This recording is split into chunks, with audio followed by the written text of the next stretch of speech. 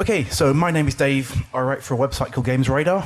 I write about a lot of games, but every so often one comes along that just resonates like on a really personal level, really hard, that just takes over my life for a very long time. Doom is one of those games, and I don't need to explain why, because I know you guys get it. For the last year, I've been writing about it, I've been talking about it to anyone from friends, colleagues, to like the guy at security at the airport on the way here. But seriously, he loved it. The conversation I've really wanted to have, though, is with these guys right here. It's Marty Stratton, Hugo Martin, and Robert Duffy. So if you give these guys a hand, we'll get started right now.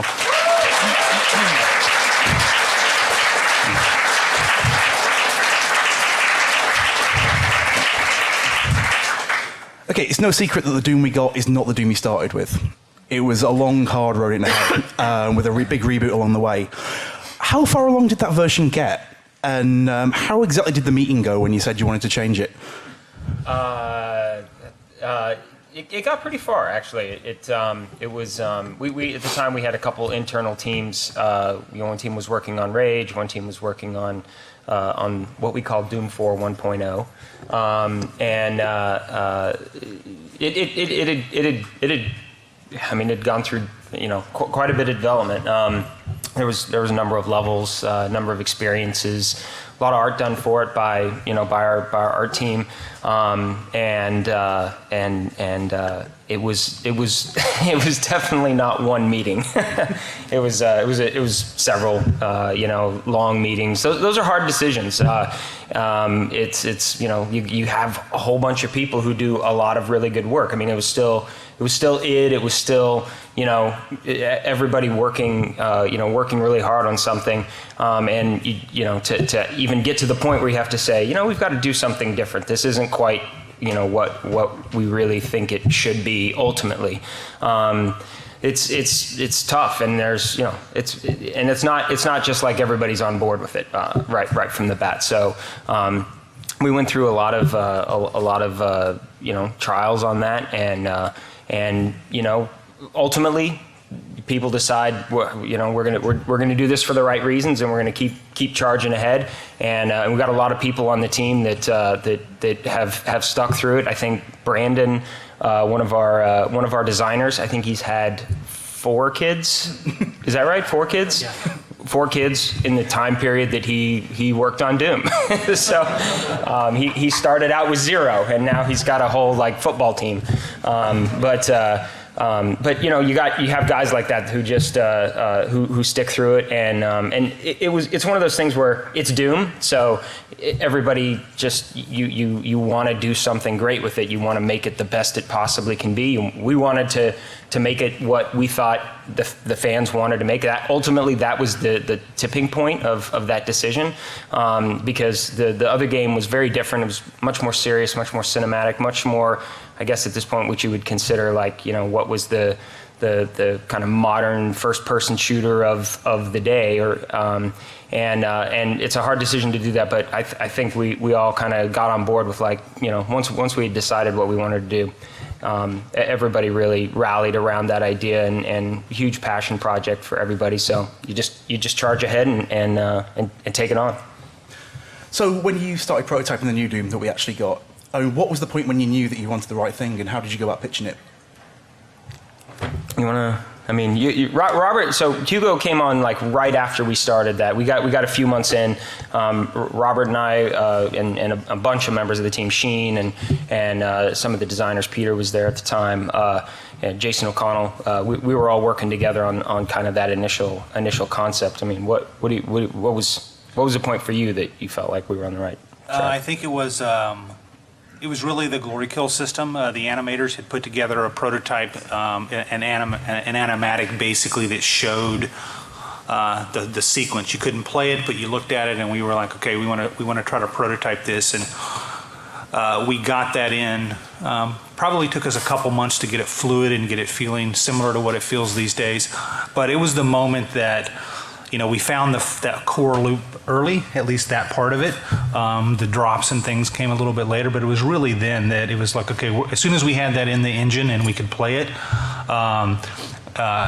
back then we had some other smaller maps similar to what we call the movement map, which is kind of our internal prototype and gameplay map.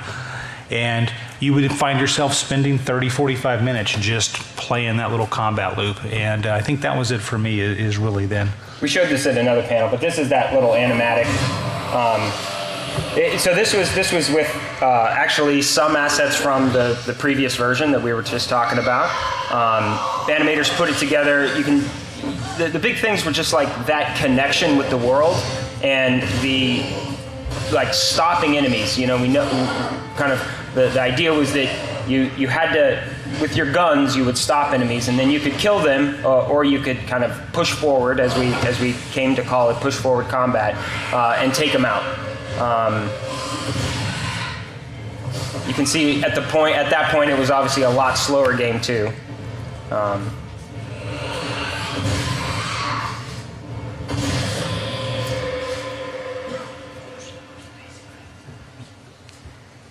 It was funny too because we did that first. We kind of did our first playable. The kind of rebooted in beginning of 2013. Kind of had that, and the goal was like, okay, make that. You know, we have to make that as a playable experience, and we were under kind of a pretty good time pressure. So by that summer, we had created that, and you know, it was. Robert says finding the fun early. That was it, but. At that point, and for a long time, that was kind of, we were banking a lot on that finding the fun. You know, it was because we didn't have a lot else. I mean, we had one level and some concept art, and it's always you know, a juggling act through development. Yeah, speaking of that juggling and just the kind of just make that kind of attitude now. Obviously, like, no game comes out fully formed or gets right first time. I mean, what was the process along the way to kind of realizing that, and you know, what were kind of some of your favorite mishaps that you caught or changed along the way? Lots of mishaps. You know, I think I should actually let you watch another video that when we were about it was right after we showed at QuakeCon. We had our kind of vertical chunk, what we call, and it's funny because it shows still how far the game had to go, and you. At the very beginning, you'll kind of get a sense of like, we went many iterations on how we would tell a story and how we would keep the player moving through. So at the very beginning, this is just a couple-minute video, and it kind of cuts through a bunch of our. You'll recognize the systems if you've played Doom, but they're very different kind of iterations of it. But at the very beginning, you'll hear a guy chime on. And he's in your ear, and I would call that a kind of a. And it's terrible. And it's terrible. A mishap, yes. Whoa! You're listening to Break It, you buy it. Thermal spiking. Here's what you said. Suit. Took about 1 or 2 days to be like, that is not Doom.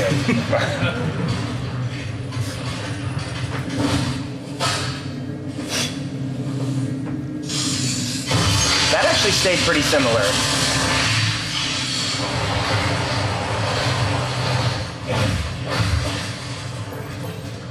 Even drops and like you saw little brackets around and like the colors of them. My God, we iterated on that. Yeah. For months, honestly. This was like early upgrades, you know, like working. Going through UI, you got to give a lot of credit to Pat Duffy, our UI artist. This is funny too. Okay, I'm gonna pause it right there because you have. I mean, like that was definitely a moment. Yeah, that was bad. No, like we just with everything. I think when I got there, it was like a couple months after they'd rebooted, and they basically had like a hallway.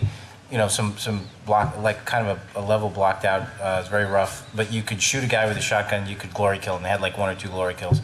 And it felt awesome because it was, you know, like typical in an id game, shooting things in id games feels really good. So immediately that was right. But then it was sort of like you had one puzzle piece put down on the table, and that felt like Doom. And then you were trying to find the rest of the puzzle pieces that you know would fit with it, and it would continue to all feel like a Doom game. And you really knew right away when you put down something that wasn't Doom, like the guy in your ear talking and making jokes, or the like kind of how heavy-handed like some of the narrative stuff was, where like we wanted the echoes to describe like the events that happened at the UAC. But you notice there that they're kind of saying everything that they're experiencing, like, "Oh my God, it's demons! Shoot them! Pull the trigger! Oh, I'm so scared! I'm dying!" Like, and it was like you said, like right away we would watch it and be like, "Oh, this is awful." And so once you kind of get the pieces down, they feel good. A lot of the work was just cutting out the fat, like just cutting away to telling people just enough so that they would figure it out and no less, or no more. That was really a big part of the process. Yeah. Like what we ended up there, and then the final echo of that, what you see is there's no talking. You just hear it's just an explosion of violence. The Hell Knight grabs the guy by the back of the head, smashes him on the table, and then he like drags him off. And then you just kind of follow the body. And your mind is left to kind of fill in the blanks. Like it's up to you as to like what you think happened. That proved to be, in every case when it came to a lot of things about the game, just like the simpler the better. Yeah, I think that kind of leanness, it really crystallised for me in the first 5 minutes of the game. Because that opening sequence is like one of the most economical but effective things I've played in years in terms of establishing world, backstory, player purpose, player presence. I mean, but it's paced so well. By the end of it, I'm punching the air and shouting things every time I play that thing. I mean, how much work went into that? Because it feels like it's a really considered piece of work.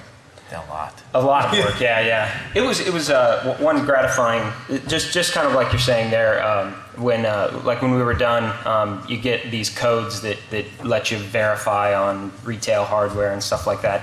And I don't think you'd mind me saying this, but Todd Howard sent me an email because Laffy, our producer there, had sent him a code, and he hadn't really played the game up to that point. They're busy group themselves, but he played it and sent a note. He's like, "I just played the first level, and I got to the end when the Doom logo comes up and said, fuck yeah." So, yeah, that was awesome. That's just like that. That's great. So yeah, it was a while, like, because again, it used to be very complicated, and there was like, what we were saying more than we needed to. We were like doing a tutorial. At one point, there was a tutorial, and like Samuel Hayden was a human character, and he would walk you through the process of like how to move and how to shoot your gun and stuff like that. And we always felt like it's a Doom game. People know why they're there. Like we tried to justify why you wanted to kill the demons, and ultimately we were just like, they're demons. And these guys would always say like, you buy a Doom game, you buy it because you want to kill demons. So to kind of set it up and stuff like that, you just gameplay first, So we tried to get to that as fast as possible, but that definitely took like a lot of iterations. The last one that we did that ended up being the one that's in the game, that was pretty late. I mean, like, it was pretty scary. I remember when we were talking about it with Marty and the producers, it was a little bit like, wow, we're going to try and do this right now. But it proved to be the best thing to do because it got right to the meat of the game, which is the combat. Yeah, and I think actually the pressure towards and it was a bunch of things, like people reacting good to things when we'd show the game at QuakeCon QuakeCon, showing the game at QuakeCon or videos or releasing trailers, that was always like people were reacting to the things that we hoped they would, and it was kind of like this cycle that built and built. Like you said, I mean, we didn't, and then the pressure to release and just being like this, you get to the point where it's like, this is what people are going to play. Is this like, what's their reaction going to be? And you start to look at it much more as a consumer rather than as a developer. As a developer, you're trying to solve all the problems. Like, how are they going to understand this? How are they going to do this, and this? And then if you just sit down and like you start to shift your mentality to like, I'm just a dude sitting down to play the game. What am I thinking? And it was kind of a clarifying moment and a forcing function for a lot of stuff. It was cool. Yeah. And I'm just a fan of fewer words. Yeah. Yeah, and Robert would be like, stop this. Yeah, just speaking of fewer words. More pentagrams was Robert's. That's fine. Every other day, there's not enough pentagrams. No, I remember like this time last year we had a conversation in the Doom panel where someone asked how you're going to handle Doom Guy's rich, complex backstory. And how we laughed because that was ridiculous. But it turns out you actually did that. Because from the story in Doom, on a surface level, if you just want a quick origin story and get in, it's great. If you're the kind of nerd who wants to try and piece together the lore and fit every game together, you can do that as well. But I mean, how did that start? I mean, how do you be the guy who puts the hand up in the meeting and says, but what's Doom Guy's motivation? We wanted him to be like a superhero. Like, we thought, it's kind of like Doom's like a blank canvas, and the Doom Marine is, I mean, he could be anything, and we thought, let's just make him like a superhero, like build up the legend of the Doom Marine, And really, the narratives exist only to make the player feel like a badass. Like when you listen to the demon tablets in hell, and they're talking about you. Like, I love watching the Twitch vids. We were all cracking up because people, the guy with the voice, and it's totally like over the top heavy metal, like not really meant to be taken seriously. But if you can kind of like let go of that stuff, when he's done talking, and one guy was just like, "Oh my God, I'm such a badass," like, and that was the point. They're talking about me. Yeah, it's like, that's me. Like hell's afraid of you. They're so afraid of you, they lock you up. So, yeah, that was the main goal, is to try to make a character that was really memorable. And someone someone said earlier in the panel, power fantasy, like that was really important. Yeah. Getting on to the badassery then. The combat ecosystem in Doom blows my mind every time I think about it, because it always feels like you're doing the obvious, immediate, correct course of action at a given time. But there's so many variables between kind of player choices, enemy placement, weapon mods, environmental changes. How much work went into making sure that everyone gets the Doom experience no matter how they're playing it? I think a lot. I mean, it starts. Part of it starts with that first level. I mean, Hugo talks a lot about it.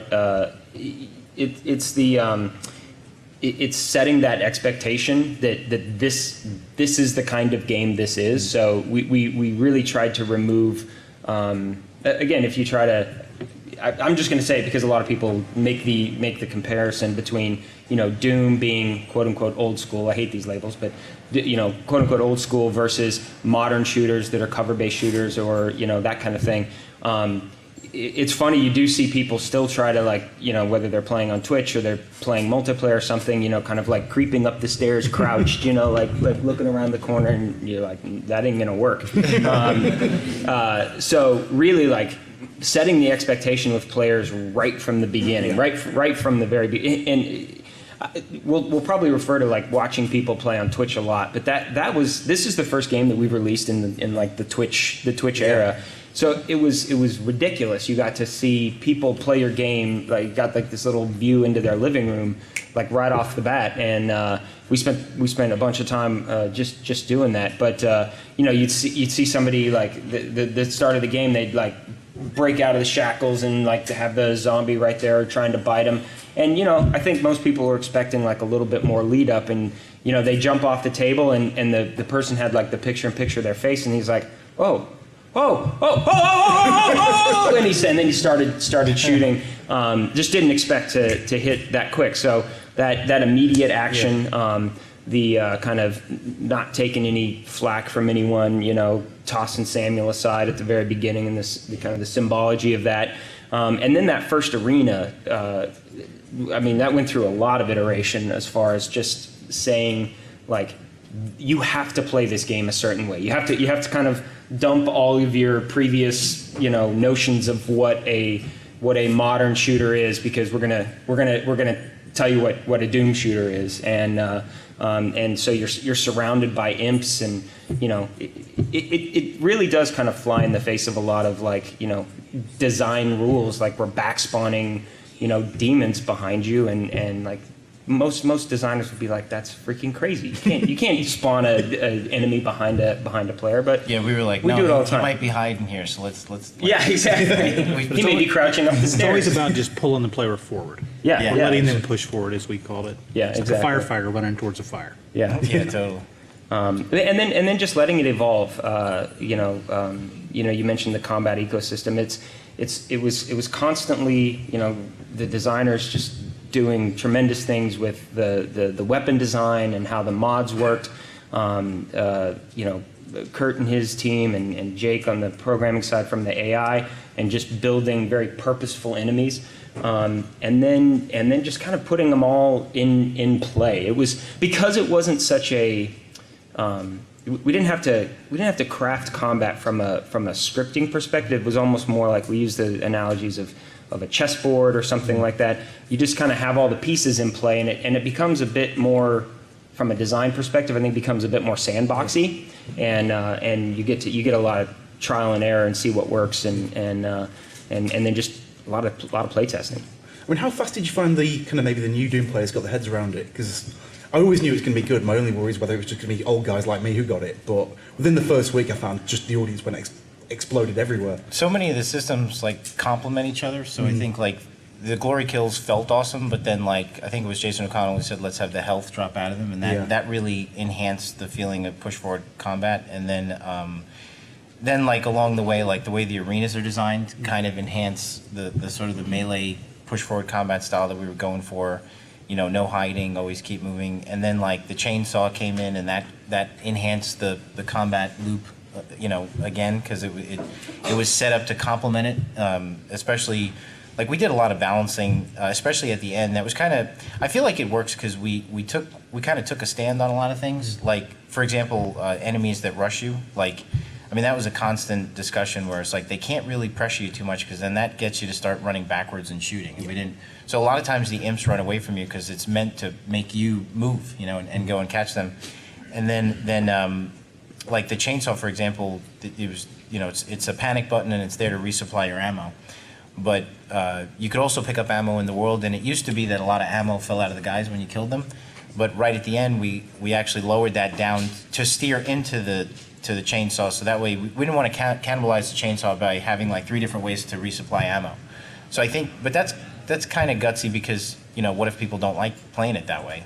But we thought like this is the way Doom should be played, and we want to steer into that. Like if you want to survive, go kill something. So I think.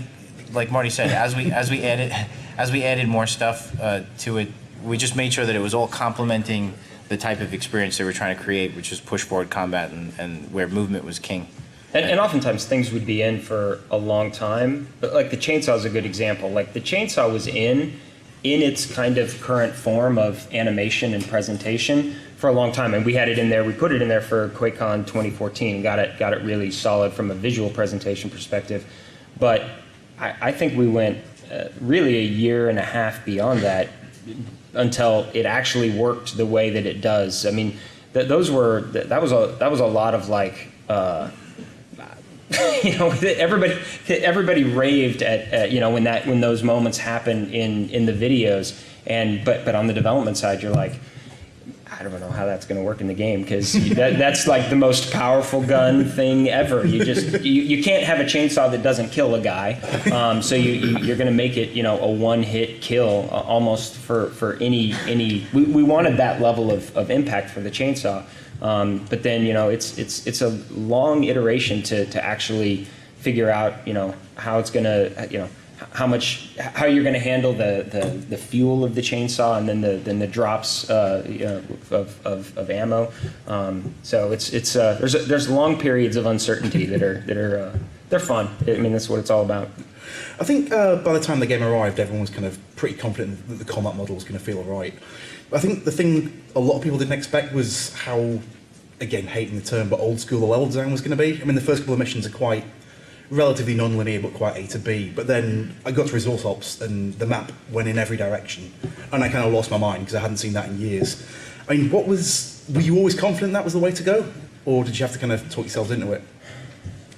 I think we always talked about it being the way to go. It was hard to prove. Yeah. Without all the mechanics kind of together. Yeah, and I think you know we have I mean, our design team's great. You're continually, yeah. I mean, but part of it is like one of the big things that we kind of had to take a step away from, and this happened probably about halfway through, was just kind of abandoning the notion of like things making really good sense. Which, I mean, you know, you play Doom and Doom 2, and it's very important. I mean, those levels. I mean, partially because they're, you know, it's a full many generations ago. So when you're balancing trying to create a world that makes some sense, but you need levels that really gameplay first, fun first. Like the designers really had to think, and even like I had to, because I'm always the one, oftentimes, where I'm like, I just don't understand how this space links to this space and that kind of thing. And it was me. It was a lot of people just letting go of like, you know what, the artists actually and the concept guys will figure it out. And that was that was a challenge. But I think it liberated the thinking on things quite a bit. and really a lot of the verticality that is in the levels. It was vertical before, but it really, as we kind of let go of some of those notions and dove into what was making the combat feel fun in the spaces that we're working, it kind of accelerated the ramp on the way levels were built. Jason O'Connell is one of our principal designers. He made Hellkeep. That's the development name. We have all these development names for levels, and nobody's like, we say these and like. He made the Cadager Sanctum. That's the first Hell level, and he put a lot of the doominess that's in our game, sort of the key cards and things like that. Like he kind of put in just kind of the. Him and Jerry were a big part of establishing that feel for Jerry Keehan is our level design lead guy, and they put a lot of that stuff in there, and it really felt good, and we kind of populated it into a lot of other maps, just kind of that non-linear, feeling that it had, and Jerry's secret in Res Ops in particular, like that map gets crazy. It's amazing. Like it just winds around itself. You open one door, all of a sudden it opens like all these other areas. So that was really cool to see. And if it worked, and everybody played it, then it would kind of make its way into other parts of other people's maps. Yeah. Jason, he sits. He's great. He's such a Doom fan. He sits in when he's making his level. He usually has some Doom, old school Doom music playing, either from Doom 64 or Doom. He's just got his whole Doom music playlist. It's just pumping through, and oftentimes he'll have a video running of a Doom level. It's just it's really cool. We did. That kind of thing happened throughout development. You see, it was awesome because you'd walk by a concept artist who had the pinky image, like the original little sprite image, or all of the sprite tiles, or the different sprite animations up on one screen while they're drawing that. When you were working on the Doom Marine, having the original illustration up and having that be such an inspiration. Jason, the way he approached level design, it was awesome because people really did take that heritage seriously, and it was a big part of everything that we wanted to do. Yeah. And I would have up like 3,000 lines of code and 3 million lines of code. That's not a joke, right? we did the calculations actually at one point. How I wish I had this off the top of my head. How many floppy disks? 35,000 floppy disks to ship the new Doom. Special edition. It's a special edition. It's airlifted on a big pallet, dropped out with a parachute. Yeah. But in terms of translating those ideas to people who haven't got that heritage, I mean, did you feel that you had to put a lot more trust in maybe the new fan base to kind of get on board with this stuff?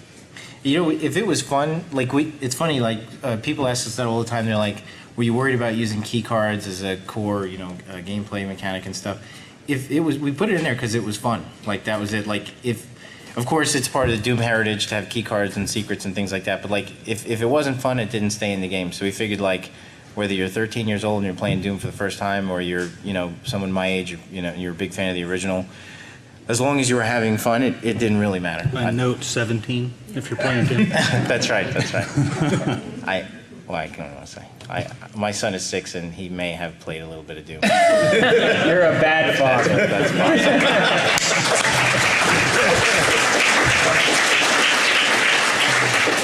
My wife, she comes home, she's like, "Are you serious?" I'm like, "I worked on this game." That's where Daddy's been for the last 3 years. He needs to know. Yeah. So obviously on a more immediate level, again, the combat's very organic but completely focused by environmental design, and every arena, it never feels scripted, but everyone feels like a standout set-piece fight. Have you got any particular favourite ones? Which were your favourites to design and which ones are your favourites to play now? What do you think? I like Foundry and Polar Core. Yeah. Foundry because it was kind of our example map for years, for a couple years. Literally. And then I ended up really liking Polar Core just because of I like it all. I love the Hell maps. It's hard to pick. It's like picking a favorite child. I think that Titan, the last map, because it has the craziest fights. Titan. Oh yeah, that's right. It's called what is it? No, it's called Argentineur. Argentineur. Yes. Yeah. We worked on this game actually. So. We said that to some kid yesterday. I'm like, he tried to describe his favorite map. I'm like, oh, Polar Core, and he's like, And he goes, no, Vega Processing Center. I'm like, what are you talking about? Titan, because the arenas in Titan are crazy. Like that's. I remember Robert was watching me play one day, like a month before we shipped, and he's just like, man, this is nuts. Like you're just going like full tilt.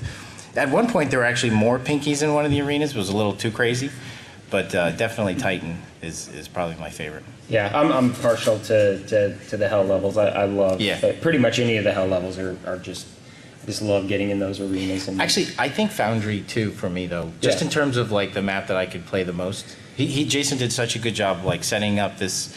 It's linear, but you can kind of do whatever you want. You hit the gore nest in any order you want, which keeps it really fresh. Like that, I like that map a lot too. Those things though, it's funny to look back. It's fun to actually look back. I was actually scrounging through a bunch of old videos trying to find stuff for these panels. Like literally Foundry, our first environmental concept, and I really should have this, but our first environment concept was an image kind of at Foundry. It was like just very broad brushstrokey type things, and at the time it was as much like we were talking about what we wanted to do technically, and rendering wise, and you know, it was like we're going to need fire and hot and a lot of reflection and explosions, exploding barrels, like a Foundry that'll work. And then you spend, you know, the rest of the game trying to figure out how you fit a Foundry into Mars and have it make sense. And then, you know, like you get level like, you know, the beginning there where the guy's in your ear. So this was like this level, like if you saw the evolution, you could almost do a documentary on the evolution of Foundry. Yeah. Because if you saw it at the beginning and then at the end and how it evolved and like even the gore nest, he mentioned the gore nest, that came on so late. I mean, like we didn't add those. We shouldn't say how late shit came on. But we gotta sound like we know what we're doing. Yeah. But those actually became a thing pretty late in the development. We wanted this. It was an idea that Hugo came up with, and the designers really rallied around. But kind of this moment of anticipation, like, oh, okay, we're gonna kick off a really good fight here, and. The Doom Marine starts the fights. Like kicking off a gore nest is the Doom Marine picking a fight, and so that would enhance the power fantasy that you're sort of like, yeah, bring it on. Like, you know, kind of like in a zombie game if you were to hit a car alarm on purpose because you wanted to bring out the horde. Yeah, but like even it was at one point it was pretty linear, and then, you know, it kind of became the expanding, like you can go anywhere, you can kind of do whatever you want and take a different path through it. I mean, we were just, Robert, when we were looking at that before, and like I remember the tech guys just keep wanting to push it, even though like in that video when I saw that stuff, I was like, this looks amazing, it can't get better than this, and they were all like, you know, they didn't even close yet, and you see it now, it's amazing, like how good it looks with all the tech improvements. Yeah, it's crazy. Just going off that note of the fact that Doom Guy always has to feel like the proactive one, never reactive, always pushing it. I found the soundtrack really hits that really hard as well. Like, you know, when the tension music kicks up, it's never a threat, it always feels like a battle cry. Yeah. Was that something you kind of worked with? Was that an intentional thing?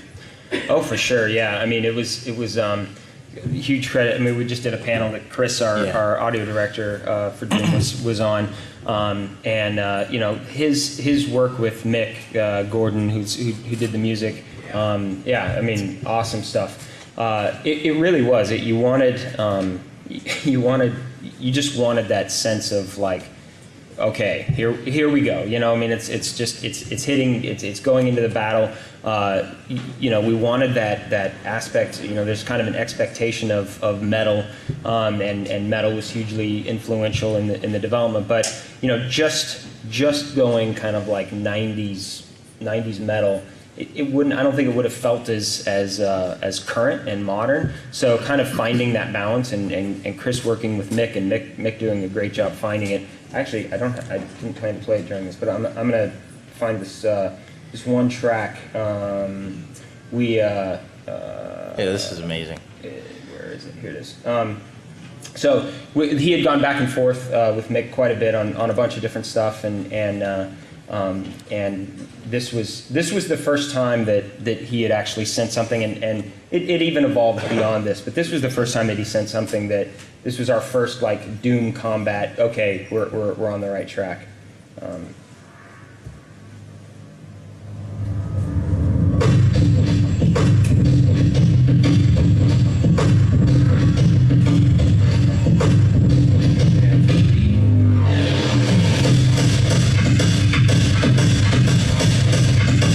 we heard that rhythm and just like, oh, yeah, I can fight to that. I can kill demons to this kind of stuff.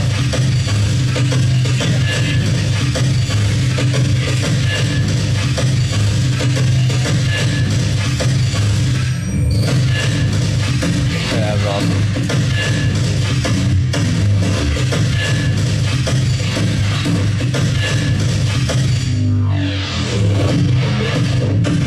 You probably, if you heard the game, you heard that. But yeah, that was a really. We have these, we have these sprint reviews throughout, and again, as a team, you work hard on things, and there's a lot of uncertainty during development. So when something like that comes through, It showed up on every video. It showed up on every video, because everybody edits their own little videos together of what they've worked on, and by the third or fourth or fifth sprint review that meeting, or third or fourth video that meeting, I was like, okay, now I'm actually tired of that song. That was all that was used. I mean, speaking of uncertainty, obviously, in hindsight, with the fan base now completely on board with it, it's easy to assume that it was always going to be dead cert. But before QuakeCon 2014, no one really knew exactly what to expect. I mean, I was at home on Twitter just watching it go crazy all night, and obviously everything exploded that night. But what was going through your minds just before you hit play on that video? On 2014? Well, actually, I mean, that was a live playthrough. That was it live? Steven played through that, yeah. A little bit of nervousness, I guess, was definitely, again, that was pretty early in development, but we had found the fun, and I think that's what we tried to encapsulate in that video was all of those things that we hoped. We always talk about it related to kind of the inspiration, and it sounds obvious when you're making a video game to say, the most important thing was making it fun. But Hugo's talked about it recently, is like when you would watch somebody play Doom or Doom 2, or you would think about yourself playing it, a lot of times you kind of had a smile on your face, because it's just that level of fun and that kind of just kind of craziness, whether it's the amount of violence or just it's just wild. And we wanted to capture that kind of in a big way with that presentation. And man, it was like the reaction was people cheering and that kind of stuff was like you couldn't have asked for anything better. We always say this is the best home field advantage in video games, which is why we always want to kind of share things with you first. But it far exceeded expectations for everybody at the studio. It's seriously, there's a bunch of guys that work for the company down here nodding. Yes, it was. We still talk about it as kind of highlights of career kind of thing. It was cool to see the team come together too, like, because we're at our best when we're doing stuff like that. Like Robert, comes in, he's doing his thing, and the producers and everybody just putting the polish on it, and the experience that we have in the studio really shows up. It kind of fills us with confidence. I think we're a little, it gets a little scary, but like we're definitely at our best when we're doing stuff like that. The reaction video. If you haven't seen it, go look at Doom reaction video, QuakeCon 2014. I think we must have played that at several meetings because it was just hilarious. Those two kids. Yes. One of them, he's here now. Wait, they're both here. No. One of them's dressed like Hugo's Jesus. kind of avoiding them because he partied with them the next year. Made some poor choices. I was trying to connect with the fans. He connected. Too much connection's going on. I over-connected. But they were huge. I mean, those two kids, they're just raw enthusiasm inspired us. Like, they liked it. I mean, he rips out the heart and stuffs it down. It's like everybody laughed when they were supposed to laugh when we wanted them to laugh, and cheered when they cheered way more than we thought they would. And we all went back to the studio and we're like, we got to just do more of this. Yeah. That one guy ran by us in the bar yesterday, and I said, this is the only time I ever kind of say anything like this when I'm standing at QuakeCon, and I say, a guy that looks and dresses like Jesus just ran by with a Shiner box on his head. That's QuakeCon right there. That was awesome. So in terms of that kind of warm fan reaction, obviously the community seems to kind of be maintaining things really nicely now, but multiplayer is still flying whenever I'm on there. SnapMap's churning out amazing things. And how do you feel about the state of the community now, and what's maybe some of your favourite things you've seen coming out of it? I think it's great. I mean, we really it's fun to see. You know, when we started, we kind of had that idea that we wanted to make 3 really strong pillars of a game. You know, we wanted and that's what Doom needed. It needed just a tremendous campaign that kind of everything was sprung out of from a creative and conceptual perspective. You know, we wanted a really good competitive multiplayer, and then this opportunity for people to create content for others through SnapMap. And you know, throughout the development, there was a lot of points where any one of those things could have just ended up not making it, just from time and resources, and because making games is really hard. But like, team-wide, everybody stuck with it. We got really good partners to work with, you know, certain affinity on the multiplayer side, and now we're working with, we've taken a bunch of that internal since we launched the game, and are now doing some additional work with another Bethesda team, Battlecry, on some of the multiplayer stuff.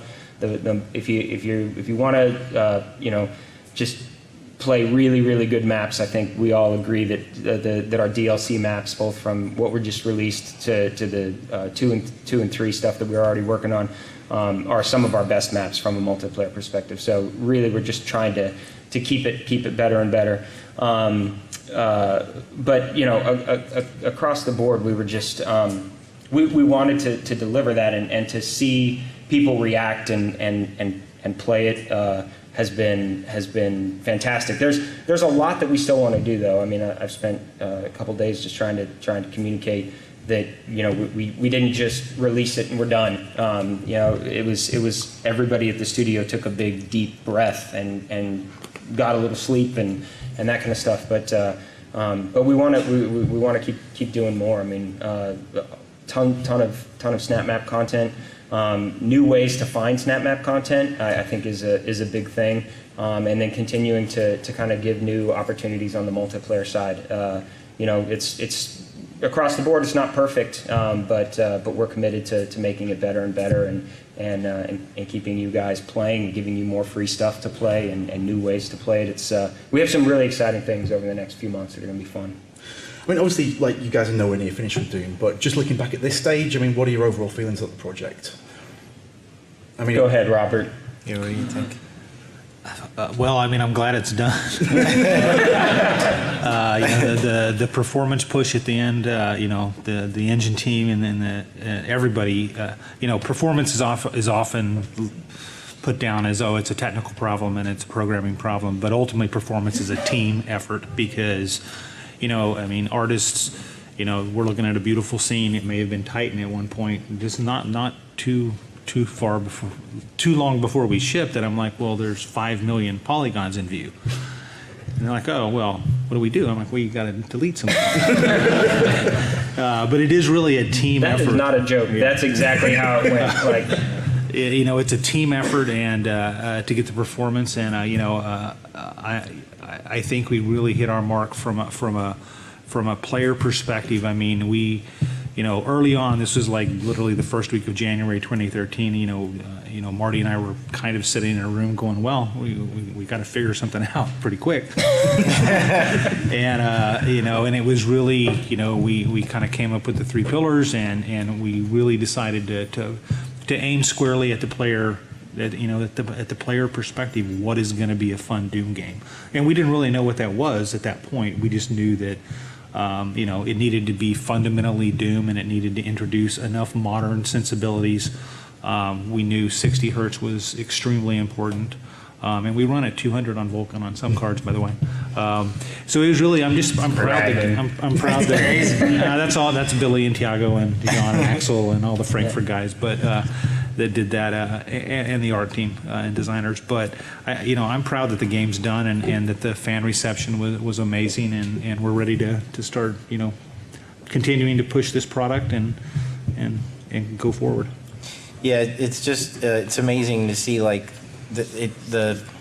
you brought it up earlier, that people that it connected with people, like, that you see them writing about the chainsaw or the glory kill mechanic and how it's really, that's how you stay alive in the games, because you have to go do a glory kill to get health, and that they're experiencing those systems, sort of playing it the way you envision them that they would play it, and getting the most out of the systems and the mechanics that are in the game, and writing about them and talking about them. That was huge, because it could be that no one said anything about some of that stuff, or they didn't even know that the chainsaw. At one time, early in development, you watch people play and they're running out of ammo and they're not using the chainsaw, and you're just like, oh my god, just use it, please. And towards the end, we balanced it enough, just a bunch of things in the game, level design and stuff, that they're playing the game the way we'd hoped they would, and writing about it. It's I think for the whole team, it just feels awesome. Like it's really great, and the story, the tone, they get the tone. That it's kind of not taking itself too seriously and stuff. It's just great to see that it landed and resonated with people. And I would say like it's down to the wire. It's a hallmark. Hugo and I were just talking about this. I think it's kind of a hallmark of our team and the guys we have and girls we have, that everybody is. Well, as Hugo put it, everybody's crazy. But it's like this uncompromising have to try to make it better. I mean, whether you hit everything perfect or not, it's impossible, and you certainly can't please everybody. But I mean, I swear, in the last months, I'll actually give you an example. We had kind of gotten to a point in development where we were pseudo beta. And we put it in front of a big focus group. We have an excellent lab, a focus test lab at the studio that a lot of the Bethesda teams use. So we bring in testers and put it in front of them. And the overall sentiment was that the game was too easy. They played all the way through it and got a little bored with some parts. And we were like, it's really about, you have to be challenged for the game to be at its most fun. So we did a bunch of balancing, and the designers went back in, and mind you, this is probably about 5 months before we shipped. We did a bunch of balancing, like everybody's hair on fire trying to get it right. We've got magazine stories coming out, and then we went through a period where we actually do mock reviews, and we bring in a bunch of journalists and stuff to not journalists that write, but just people that have done that kind of thing in the past. And they play it, and it's way too hard. and they came up with a bunch of things that were really frustrating. And it was just like, so you're not that far away, and you basically go back, and everybody looks at that and says, we gotta fix this stuff, and we gotta make it better, and we're gonna do whatever it takes. And literally the team just does whatever it takes. Every single person on the team to get the most out of the game and make it the best. And it's awesome to work at a place like that, because you have such you just know you're going to get the most out of people, and you're going to get their very best, and they're going to do everything to make the game great. And I'm just just my moment to say how proud of the team I am, and just that it takes somebody with with that kind of mentality. Well, it paid off. It totally paid off. I think everyone in this room knows that. But I think I've asked enough questions now, because I know there's going to be a hell of a lot out there. Sure. So I'm going to throw it out to the crowd right now. Who wants to know what? Wait. I thought it was a little bit of a failing that it didn't include modding. Of course, modding, you have to implement all the tools, you have to make everything moddable. It is a big thing, and you did somewhat with SnapMap, with player-created content. But with the original Doom, people are still producing mods for it and making new content for the original one. It really prolongs the life of the game. Yeah, absolutely. I think when we came up with SnapMap, that was, the idea is, at the highest level, we want the game to be moddable, right? We want people to be able to create content for it. You mentioned the original game. It is awesome that people still make mods for that, and that there's still a vibrant community. I think it speaks volumes to, what that team did, releasing that content or releasing those tools. But it's a very different I mean, it's a different era. Like it's like the technology is different, the data is different. Our footprint on disk is 50 gigs. I mean, we make big data. And there's, as the tech has evolved, as, we make technical decisions that allow us to run at 100, 200 frames per second, it means certain things happen within, within the assets, within the data, the way that things are put together. And it was very limiting. Like the idea, like when we were setting down to do it, like we talked about making mods, and we'd had some experience with Rage, and again, the data had really since Doom 3, and Robert talked about this more, but the data has just gotten bigger and bigger and bigger. It's harder to share that stuff. You get a 2 gig file when you create a map, and you have to upload that and download that. Where does that go? It's not easy when it comes to like the way our game is architected and our engine is architected. But we really turned that into like, we can either kind of try to solve all these problems and probably compromise the game a little bit in doing so, the end result of the game, or we can try to broaden that audience, give more people this opportunity to create content, but change a little bit exactly what that meant. So very deliberate decisions early on. I think we continue to hear from players who have had mod experience that they want more customization, they want more opportunities, and we're doing a lot with SnapMap to try to do that, give more visual customization, more functionality in the logic editing. That continues to push that. But if you're a modder and you haven't tried SnapMap, or you haven't spent a good bit of time, I still would challenge you to try it, because you can do a ridiculous amount with that tool. It's a very robust, very deep tool, as accessible as it is. And we'll constantly evaluate this going forward, as we look to new things and stuff. So yep. It's ever present on our mind. For sure. Your hand went up pretty fast. No, yours. How much importance did you place on the presentation of the BFG 9000? A lot. It's a BFG. We built a whole level around giving it to you. Yeah. It's funny, like, we worked a lot too. I just remember Chad Eanes, who's one of our producers. We were in a meeting. Raise your hand, Chad. There he is. As soon as you got the BFG.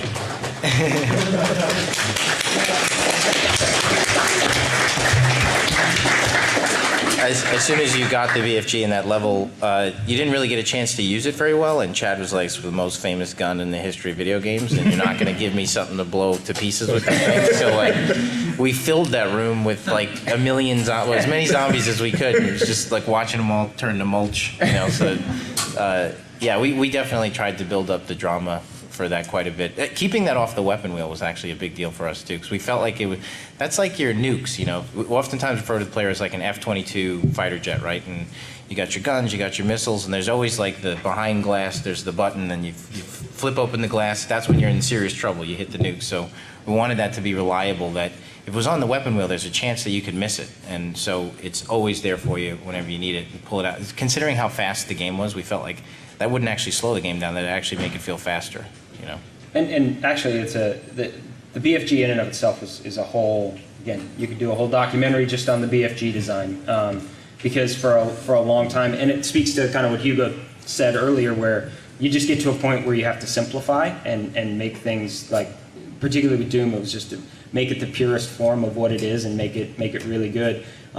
We actually went a very long time where the BFG had multiple variations of, like, it was almost like moddable in a certain way, which sounds amazing, and there were aspects of it that were cool, but you played and you're like, what am I doing with this? That was Robert's favorite part of the game, if I recall.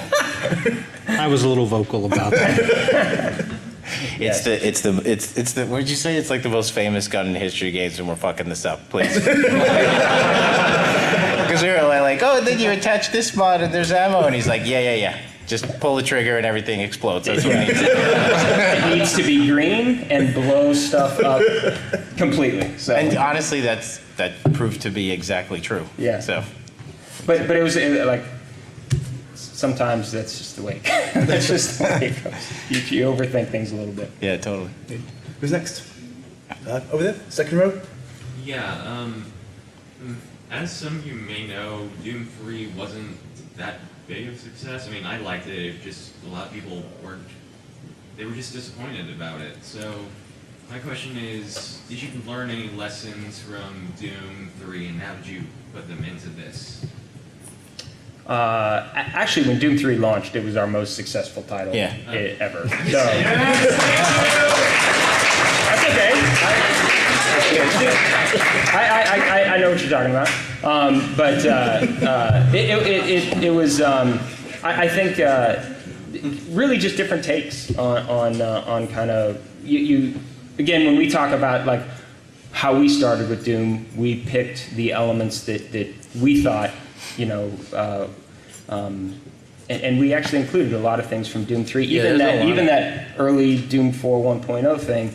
I don't think we actually would have gotten to where we got with our glory kill system because that first Doom had a very, very robust sync melee system where you would get into these synced up sync melee encounters with the demons, and they would last a pretty long time, and they weren't exactly quick time events, but you kind of had this mechanic to them. And it's a good example of like how it kind of really slowed the gameplay down and didn't exactly feel like Doom, but we never would have gotten to where we ended up with glory kills, and all of that experience that had been built with the team and the animators and the tech team was just brought forward. It was just a different take on it. So yeah. I look at like Doom 3. I mean, like there's a lot of fear in Doom and Doom 2. A lot of shadow and kind of that more creepy suspense. Guys popping out of walls and stuff like that. That really worked in Doom 3, and that game chose to really just take those chips and go all in on that front, where we took kind of all of the elements of combat and bombastic comic book nature and the personality of the demons, and took our chips and kind of put them on that But side. there's a huge amount of influence visually from Doom 3 and Doom 4, definitely. Oh yeah, for sure. Particularly visually. So it's kind of the fun of development. It's the fun of what we get to do is kind of put our own spin on things. It's a little different because I know some brands choose to really stay strictly within some guidelines, but we've had a great time kind of putting our spin on this and our take, and it's been great that people have liked our approach to it. Okay, I think we've got about time for one more. Front row. I noticed you changed the balance a lot with the enemies. Like, I noticed you made the Cyber Demon a lot more powerful than it was. Whereas before, a BFG shot could take it out in like 1 or 2 hits. The Mastermind was a lot more powerful than it usually is in like other games. And you also didn't use Masterminds much in the later levels. Is there like a... Yes. This is true. Yeah, I think that was leaning a lot more into them being like boss characters versus just picking bullet sponges, with very specific mechanics. Because we knew boss development. My first taste of that was probably Return to Castle Wolfenstein and then Doom 3, and they're really hard to do well. Yeah. And you think you're doing super poorly on them until about the last day, and they kind of gel together. But I think that I wasn't involved heavily later on. Early on, I was, but I think it was probably a leaning into this is a boss encounter versus just a big bullet sponge. Yeah. We actually had we had a short period where the designers, the AI guys, had taken the Cyber Demon and we had created a kind of like AI version of the Cyber Demon. He was in. We had like some of the hell levels that he was less his bossy self and more kind of just like a normal AI.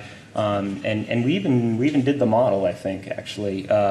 But he was so big and so. I mean, he ended up being more challenging than I think we really felt like was worth it to get him all the way through. But we did try to kind of take that approach with a few things. Time for one more. Or? squeeze one in. Or 10 more. That guy in the back, you raised your hand the first time. Okay, he wins. I have my main thing was playing through Doom. I noticed a lot of similarities to. I'm really into character action games. Like I'm really into like Bayonetta and Devil May Cry series. Me too. Really good. So are our designers, yes. Playing the way I play those in Doom, and like there's just a lot of refinement to that combat, and I was wondering if that was a purposeful kind of. Yeah. Because it is an action game, like Doom is an action, and our designers love those games, and they're fans of those games. Those games are fast, they're full of action, everything is very frenetic, and so but the combat is very nuanced, even though it's a high skill type game, and there's definitely like influences, I would say, from those games. Those are my favorite type of games. I just like fast games. Yeah, it's a very astute observation. Yeah. Okay, I could keep doing this for hours, but alas, we can't. I'll probably talk to the guy at the airport. Yeah, Back again. But thanks a lot, guys. This has been brilliant. I've been wanting to have this conversation for a long time. Hey, there's a bunch of guys from Mid here, so maybe stand up if you're from Mid, and you guys can give them a hand too, because.